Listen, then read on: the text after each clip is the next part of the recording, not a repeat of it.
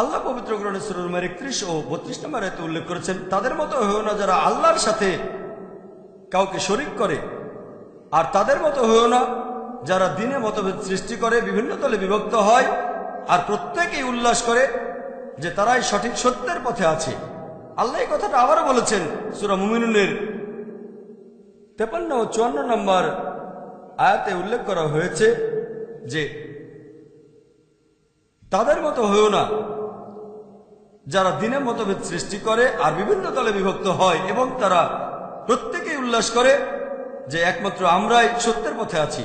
এছাড়া পবিত্র কোরআনে সূরা শুরার 13 ও 14 নম্বর আয়াতে উল্লেখ করা হয়েছে যে তোমরা দ্বীনকে প্রতিষ্ঠিত করো আর কোন রকম মতভেদ সৃষ্টি করো না। পবিত্র কোরআনে এরকম আরো অনেক আয়াতে বলা হয়েছে বিভিন্ন দলে বিভক্ত হয়েও না। তাহলে ইসলাম ধর্মে বিভিন্ন দল তৈরি করা এটা হারাম, এটা নিষিদ্ধ।